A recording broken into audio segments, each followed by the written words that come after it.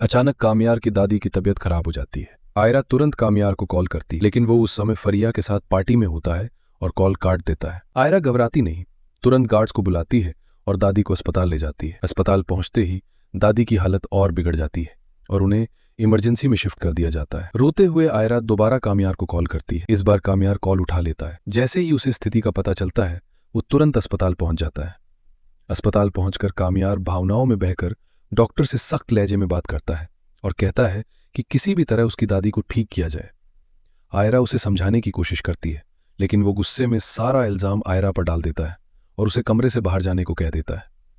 आयरा रोती हुई अस्पताल से बाहर निकल जाती है। जैसे ही आयरा बाहर आती है, कुछ अनजान लोग उसे जबरदस्ती एक सफेद कार में बिठाकर ले जाते हैं।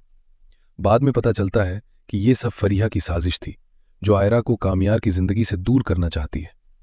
वे लोग आयरा को एक फार्म हाउस पर ले जाकर बांध देते हैं। उधर कुछ देर बाद डॉक्टर इमरजेंसी रूम से बाहर आता है और कामयार को बताता है कि अब खतरे की कोई बात नहीं है। दादी की हालत संभल चुकी है और जल्द ही उन्हें कमरे में शिफ्ट कर दिया जाएगा। ये सुनकर कामयार का गुस्सा और चिंता खत्म हो जाती है। वो खुशी से आयरा को आवाज देता है, लेकिन आयरा कहीं नजर नहीं आती। वो फोन करता है, लेकिन नंबर बंद मिलता है। वो तुरंत बाहर जाकर उसे ढूंढना शुरू कर देता है। कुछ देर बाद एक आदमी उसे बताता है कि थोड़ी देर पहले कुछ लड़के एक लड़की को सफेद कार में ले गए हैं। यह सुनकर कामयार के होश उड़ जाते हैं। उसे अपनी गलती का एहसास होने लगता है। वो तुरंत पुलिस स्टेशन जाकर डीएसपी के पास रिपोर्ट दर्ज करवाता है और आयरा की तलाश की गुजारिश करता है। डीएसपी अपनी टीम के साथ जांच शुरू कर देता है। अब सवाल यह है कि क्या कामयार समय रहते आयरा तक पहुंच पाएगा? क्या फरीहा की साजिश बेनकाब होगी?